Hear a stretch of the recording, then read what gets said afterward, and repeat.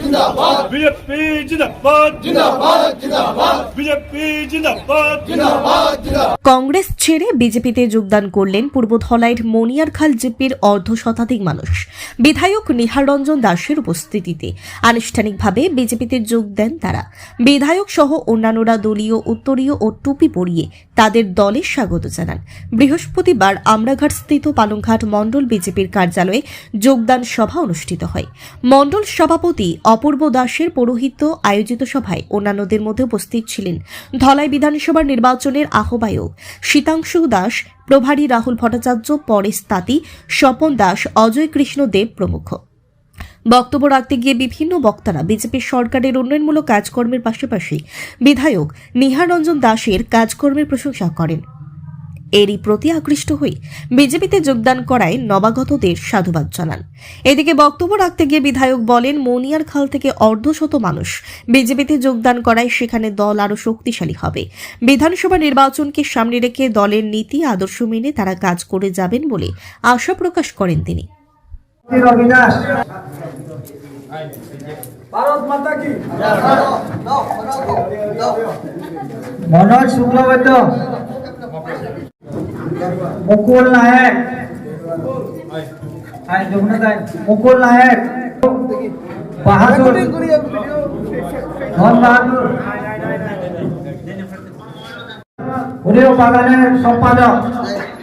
কোন একটা দল থেকে যখন কেউ অন্য দলে আসে তার মনে কিছুটা না কিছুটা শঙ্কা থাকে যে আমি এই দল ছেড়ে ওই আর একটা দলে যাচ্ছি, সেই দল কি আমাকে ঠিকভাবে গ্রহণ করবে, ঠিক না? এরকম একটা থাকে। কিন্তু আপনারা লক্ষ্য করে দেখবেন ভারতীয় জনতা পার্টিতে যারা এসছে তারা প্রত্যেকেই যোগ্য সম্মান পেয়েছে, প্রত্যেকেই যোগ্য সম্মান পেয়েছে। এখানে দুজন শিক্ষক আছেন, শ্যামদেব কাহার মহাশয় আর গোপাল হাজাম মহাশয়। শিক্ষক মানে সমাজের বুদ্ধিজীবী, তারপরেও সমাজের নেতৃস্থানীয় আছেন, বাগানের সর্দার যারা আছেন। আপনাদের মধ্যে আজকের দিনে চিন্তা হয়েছে যে আগামীতে আসামে সরকার আসবে, এটা নিশ্চিত। আর এই যদি সরকার আসে তাহলে এই ধলাই বিধানসভা চক্রে যদি এই দলের প্রতিনিধি থাকে তাহলে কাজটা ভালো হবে, কাজ ভালো হবে।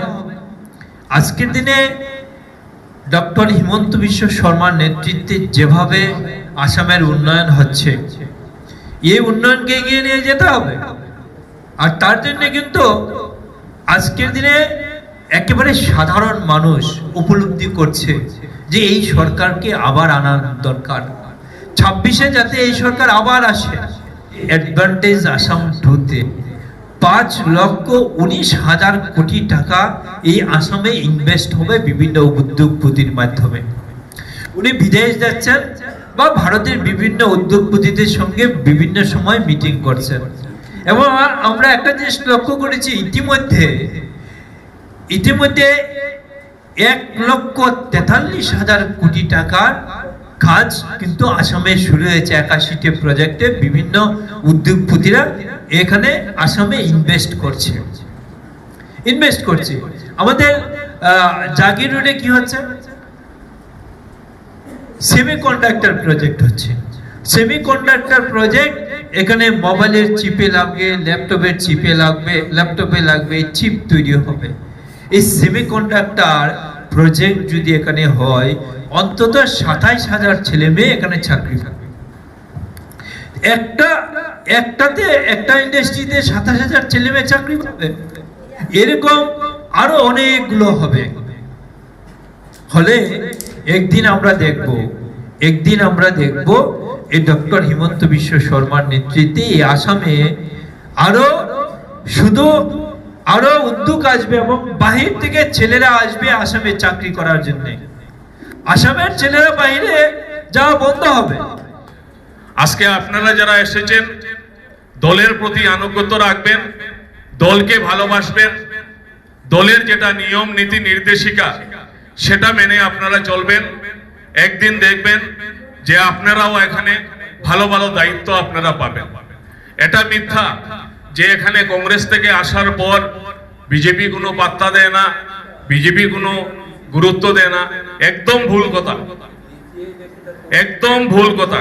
কেউ যদি পাত্তা নিতে চায় না সেটা অন্য জিনিস, কিন্তু ভারতীয় জনতা পার্টির যে নেতৃবর্গরা আমাদের জেলায় আমাদের সমষ্টিতে আছেন তারা প্রত্যেককে স্নেহ করেন, ভালোবাসেন। দিনেও মোদিজি আসছেন, সংগঠনও সাহায্য করবে, আমাদের এমএলএও আছেন।